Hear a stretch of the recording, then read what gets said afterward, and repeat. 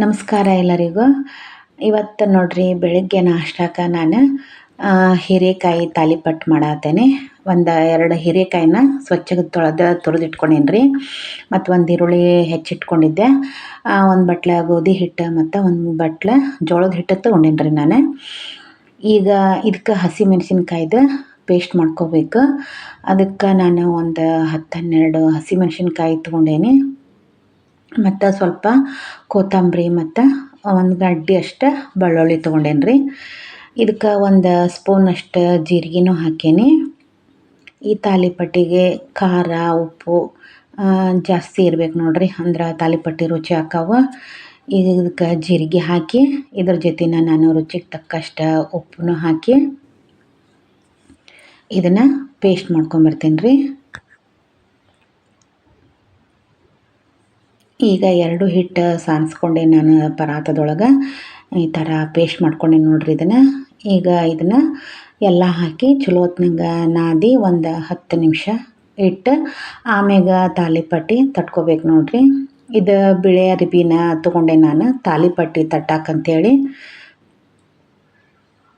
ಇದನ್ನು ಅರ್ಬಿ ಧರಿಸ್ಲೇನ ನಾವು ತವಿ ಮೇಲೆ ಹಾಕ್ಕೋಬೋದು, ಅಂದರೆ ಏನೂ ಸುಡಂಗಿಲ್ಲ. ಈಗ ನಾವೇನಾದರೂ ಪ್ಲಾಸ್ಟಿಕ್ ನಾಳೆ ಒಳಗೆ ಅದು ಹಾಕಿದರೆ ಕೈಲಿ ತೊಗೊಳ್ಳೋ ಮುಂದೆ ಅವು ಒಂದೊಂದು ಸಲ ಹರಿತಾವೆ.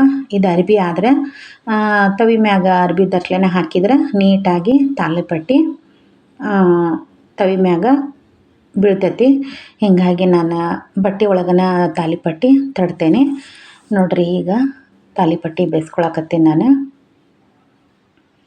ಇದನ್ನು ಸುತ್ತಲೂ ಎಣ್ಣೆ ಹಾಕಿ ಮ್ಯಾಲೊಂದು ತಾಟ್ ಮುಚ್ಚಬೇಕು ನೋಡ್ರಿ. ಇಲ್ಲತ್ತಂದ್ರೆ ಅದು ಬೆಳ್ಳಗಾಗತ್ತೆ ತಾಲಿಪಟ್ಟು.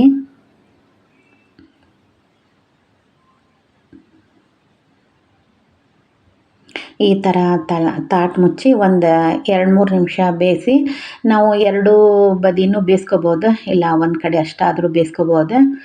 ತಾಲಿಪಟ್ಟು ಮಾತ್ರ ಮಸ್ತ್ ಆಕ್ಕಾವು.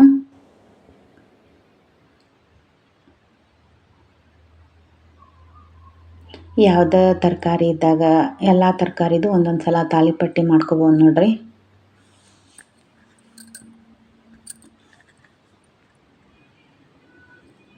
ಬಟ್ಟೆ ಒಳಗೆ ಹಾಕಿ ಮಾಡಿದರೆ ತಾಲಿಪಟ್ಟು ನೀಟಾಗಿ ಬರ್ತಾವೆ.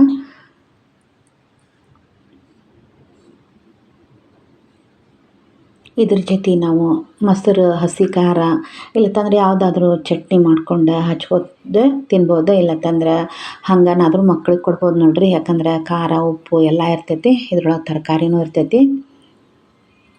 ಹಂಗನಾದರೂ ನಾವು ಚಾದ ಜೊತೆ ತಿನ್ನಬಹುದು, ರುಚಿ ಅನ್ನಿಸ್ತಾವೆ ತಿನ್ನಾಕ.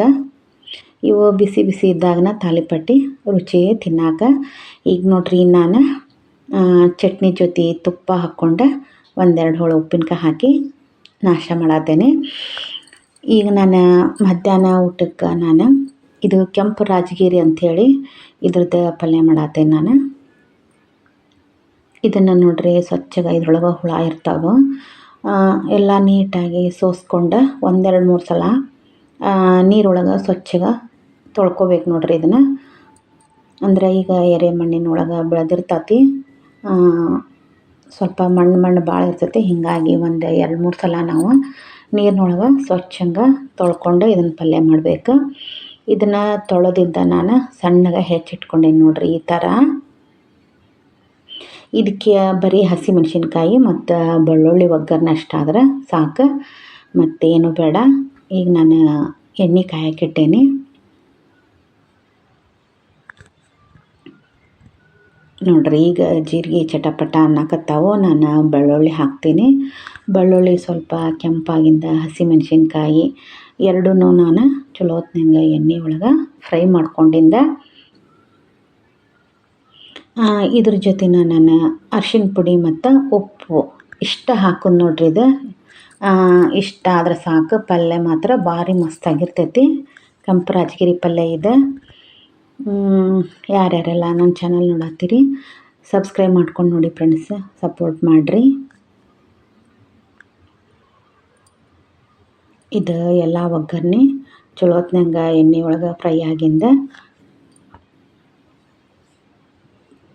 ಈ ಪಲ್ಯನ ಹಾಕ್ಬೇಕು ನೋಡ್ರಿ ಇದ್ರೊಳಗೆ.